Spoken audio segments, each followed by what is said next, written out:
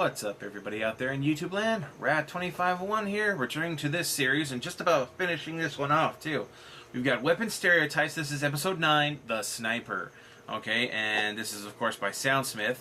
So let's see what he has to say about snipers' weapons. I'm actually kind of really curious about this one. Alright, so let's go. The Sniper. Everyone's least favorite Australian outbacker. I mean, when there's a good sniper on the other team, it can be one of the most infuriating things to die from, just across the map over and over and over again. But on the other hand, if you have a couple of bad snipers on your team, you're basically down a couple players because they can somehow manage to repeatedly miss the other team standing at point-blank range. It's just a big mess, man. Now, of course, as with every other class, not all snipers are created equal. And a lot of what determines a good sniper from a bad one comes with the different weapons that they use. Now, I gotta do the whole disclaimer thing again. Yeah, you gotta, because people are just so stereotypes don't get everyone, blah, blah, blah, disclaimer, blah, blah, blah, satire, blah, blah, blah, parody. You get the idea, blah, blah, blah, right? satire, blah, blah, blah, satire, let's go. Parody, blah, blah, blah, fair use. Haha. 9 the Sniper.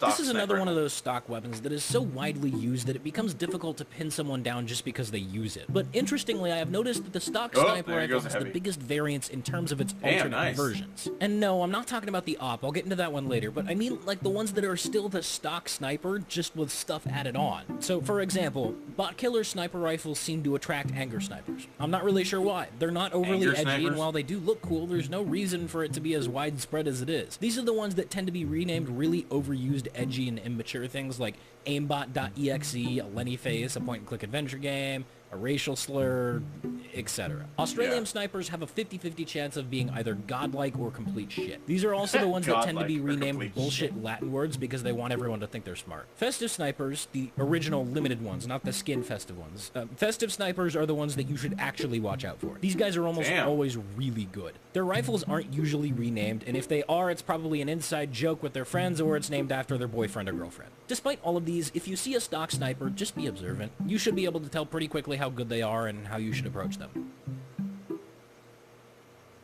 How the hell did he shoot him? He wasn't even in front of him. This is by far the biggest war pig in this series that I've covered so far, and at the same time, it seems kind of unfair. There's a ton of reasons you might want to use this. You might be a CSGO player, you might think the model looks better, you might just think it sounds cool, whatever, but at the same time, it's very rare to encounter an op sniper that doesn't think he's hot shit.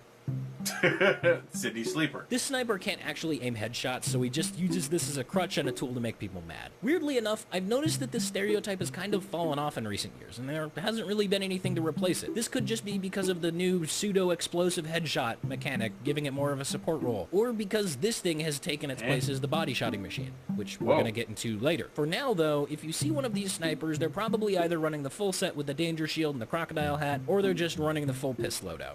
Either way, they're set out to piss loadout. So be aware. Piss. Piss, piss, piss, piss, piss.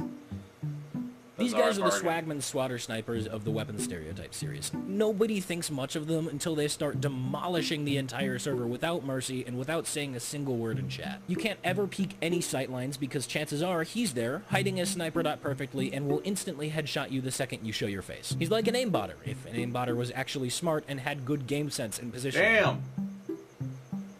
3 words. Fully charged body shots. If you count body shot as 1 word, which I do. This guy has no qualms with giving up the flashiness of a headshot to secure a kill, and will do it regularly, to the point where people get more salty about body shots from these than they do with body shots from the Sydney Sleeper, which is the weapon that was made for that. You can find these guys on maps with really tight corridors like Dust Bowl or Turbine, trying to get those sick collateral kills for their montage. I wouldn't necessarily say it's a war pig, but if you see a Machina sniper, there's a good chance he thinks he's really good at the game. Also, I'd be hard-pressed to skip over the ever-present body-shotting Machina Danger Shield Gibbous Vision 2-Fort sniper. This guy doesn't even know what game he's playing, but is still somehow out-sniping you. He'd probably talk, but I don't think he knows what button to press.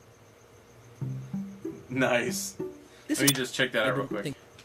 Just installed the game, bought the Machina DDS from the Manco store, permascoped, doesn't know how to WASD, doesn't know how to move. Got to the battlement somehow, is dominating here for some reason.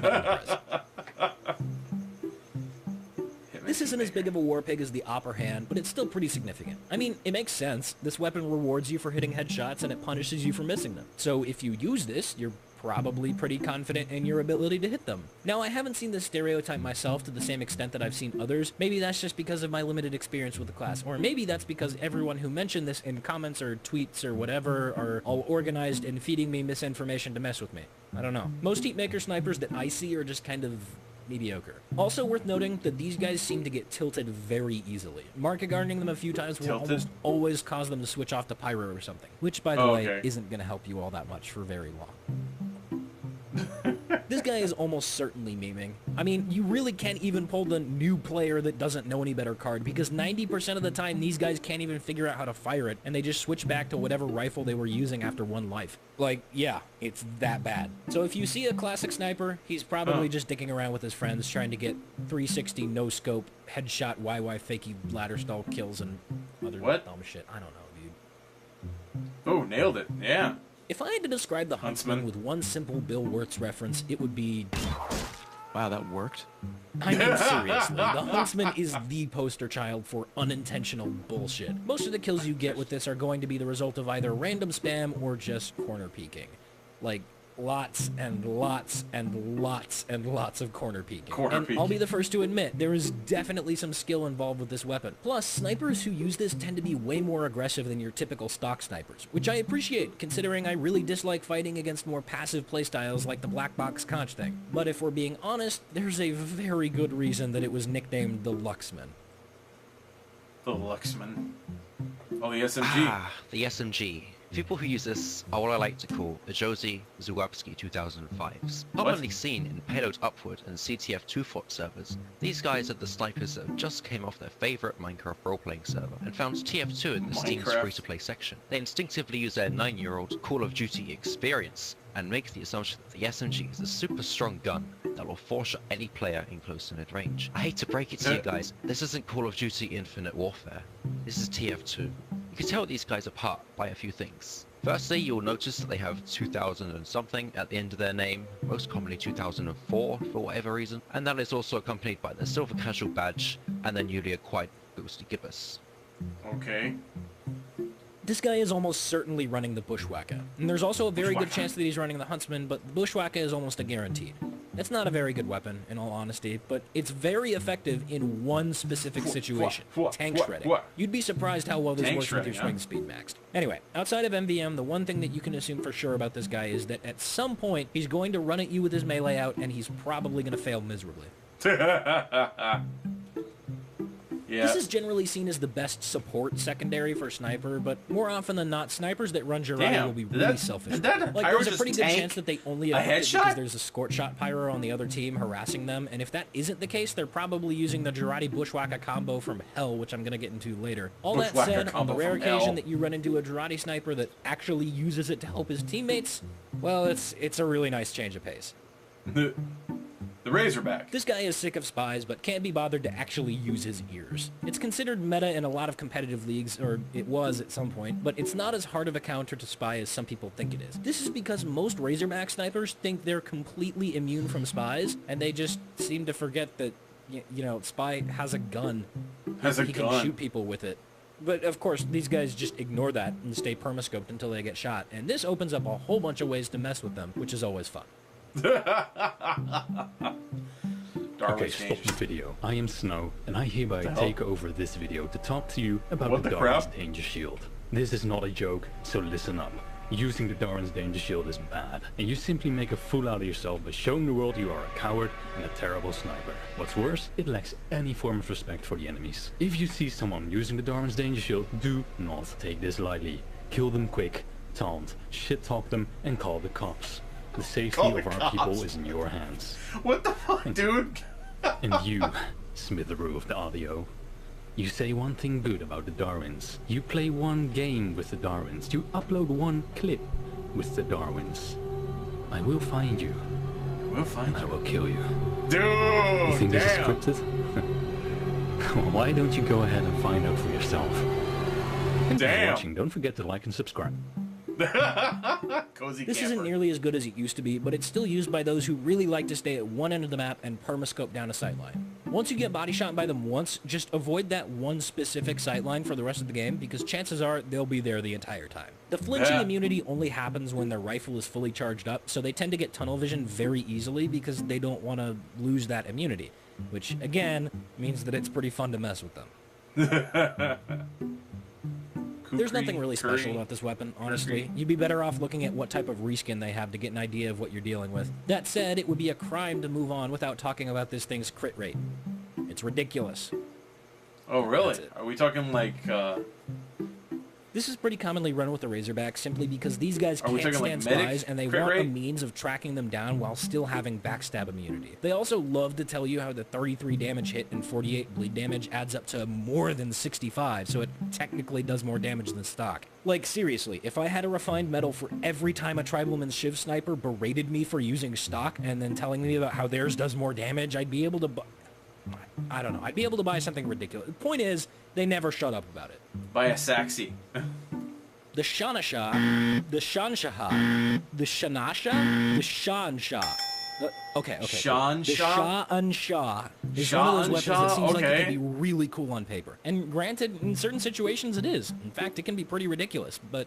That said, most of the time it isn't. Like, if you get down to that low health and you're within melee range, you're probably dead anyway. And an 81 damage hit as opposed to a 65 damage hit really isn't going to change all that much. I mean, really, you still 2-shot light classes and you 3-shot demos and pyros still. I guess you 2-shot medics now and can 3-shot soldiers, so that's okay. But if you let either of those classes get that close to you, you probably deserve to die. You're probably that already said, dead. People who use this will swear by it, much like some medics do with the Solemn Vow. For this reason, they'll try to pull it out and use it at every opportunity so that they can prove to themselves that it's good, and that usually puts them at a disadvantage. The Bushwacker. Hey, you. Yeah, you.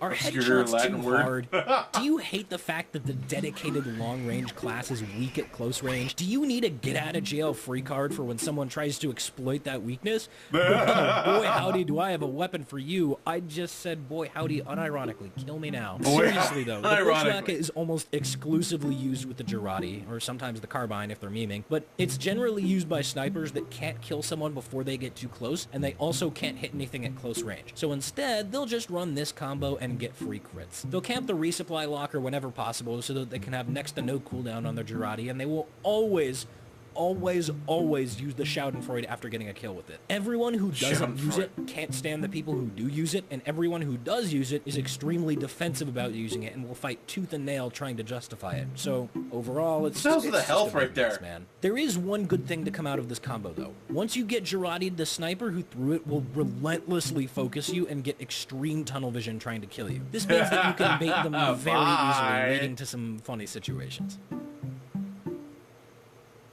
He goes after him. And that's it. That's all the sniper weapons. Same deal as always. We're going to finish up the series with Spy next time, so let me know if you have any suggestions. And that's it. It's over. So we got Spy coming up next. Still got one more in this one. Okay, so that's it, huh? Let me see. Is that it? Yeah, that's it. Alrighty, so that was Weapon Stereotypes. The Sniper by Soundsmith. Alright, I hope you guys enjoyed that. Don't forget to like this video and subscribe to me. Don't forget to click on the link to the original down in the description. Get down Soundsmith, blah, blah, blah, and subscribe to him. And I will see you guys next time. Tune in every day for new content, and bye-bye.